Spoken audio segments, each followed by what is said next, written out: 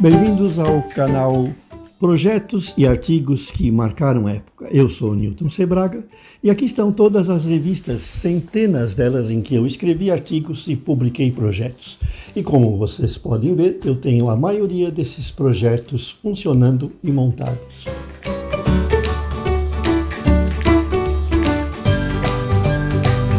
O projeto que escolhemos e que marcou época e que também serviu de artigo para publicações nossas, ele saiu originalmente numa revista eletrônica Total, número 48 de setembro de 92.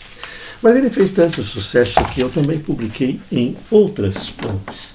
Esse projeto saiu no meu livro nos Estados Unidos, Bionic for the Evil Genius, Biônica para o Geninho do Mal, em que eu dava projetos simples para estudantes.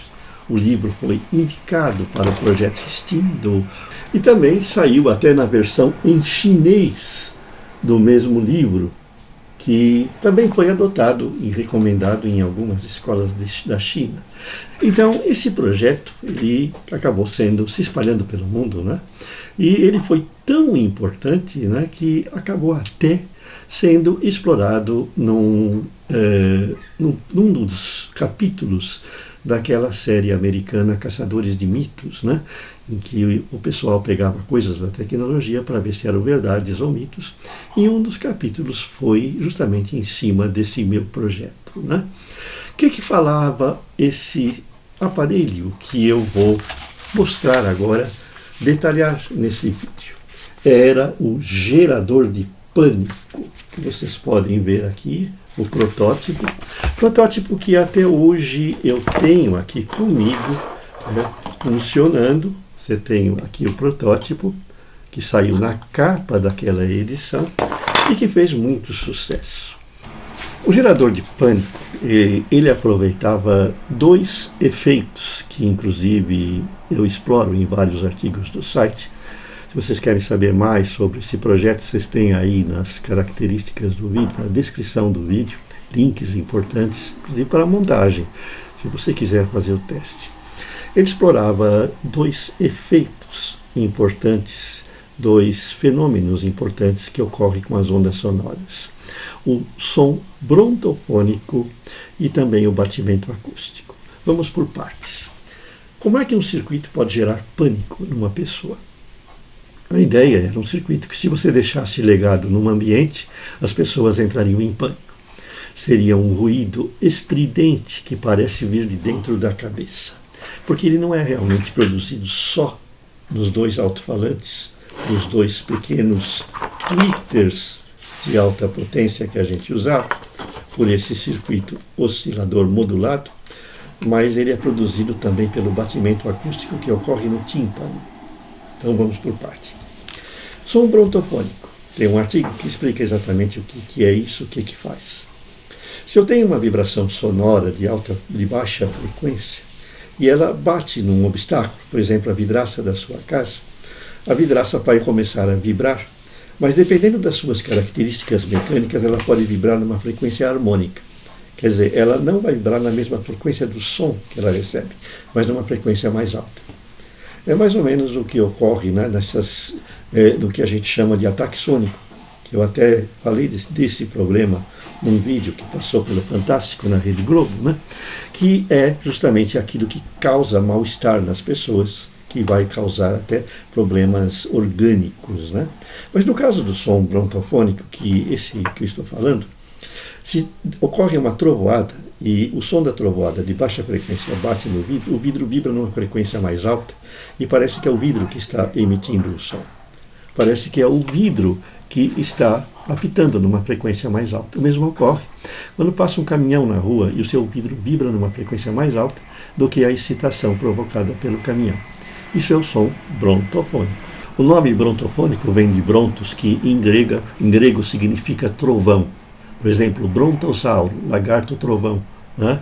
Então, o som brontofônico, né, ele tem essa característica de que ele foi originário justamente dos estudos que se fizeram com o trovão, né?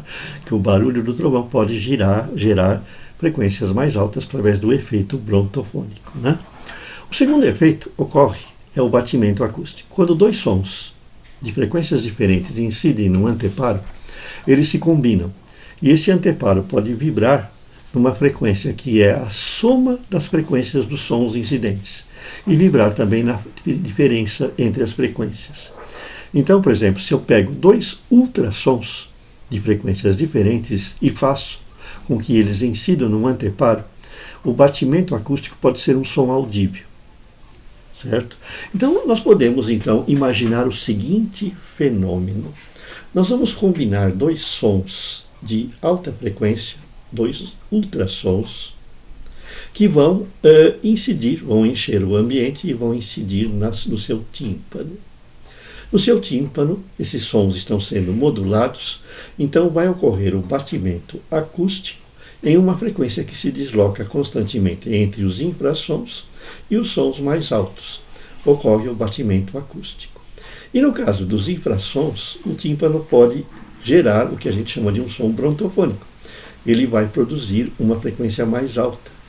O resultado é que, como nós temos uma audição que é estereoscópica, cada um ouve uma coisa, se as fontes de som estiverem em locais diferentes, o efeito produzido é terrível. A pessoa que está submetida a esse som, de repente ela vai começar a ouvir um som estridente no seu ouvido, em que primeiro vai deixá-la desorientada, porque a modulação vai fazer ele variar constantemente de ouvido para ouvido. E, em segundo lugar, vai perturbar realmente a ponto de ela entrar em pânico. Né? Então vejam que eu dava todas essas informações devidamente para se tomar muito cuidado com a utilização desse equipamento. Uma aplicação possível é acioná-lo como um alarme. Quando alguém entra num ambiente, em lugar da sirene, que já é bastante desagradável ou estridente, entrar em ação um circuito de pânico. Mas nunca use isso como brincadeira, como coisa que você pode empregar na sua casa. Né? E esse circuito de pânico realmente fez muito sucesso. Nós demos o circuito, né, completo, gerando o som modulado com uma tecnologia CMOS e aplicando, nós demos a placa, aplicando, né, o sinal, certo? O sinal desse circuito em dois transistores Darlington de potência, mas nós também dávamos a opção de você utilizar dois MOSFETs de potência. Então, na plaquinha que vocês têm aqui, vocês têm a presença do circuito integrado e tem aqui os dois transistores de potência, os capacitores maiores de modulação de tom, os poliésteres menores, aliás, os dois eletrolíticos que davam a modulação. O circuito integrado que a gente usou, certo? Foi um circuito simples, duas portas do famoso, 4 portas do 4093, certo? Que davam os dois canais. E na saída nós conectamos dois tweeters pequenininhos, mas de alta potência, que eram disponíveis na época e são ainda, que você pode usar no seu som. Esse circuito fez muito sucesso. Nós temos aqui a capa da revista original e nós temos a publicação americana original, o Bionics for the Evil Genius. Temos aqui o circuito original na publicação americana. Também nós temos aqui a foto do protótipo lá em cima e a placa de circuito impresso da versão americana, que foi traduzida para o chinês através de um acordo com a McGraw-Hill, e as duas versões foram indicadas como livros de atividades maker no projeto STEAM, que vocês bem conhecem, que é o projeto americano que ensina tecnologia e que foi trazido para o Brasil. Eu tive o prazer de que, com esses projetos, né, meus livros foram indicados lá nos Estados Unidos para as escolas, né? Coisas que deixam a gente com maior satisfação.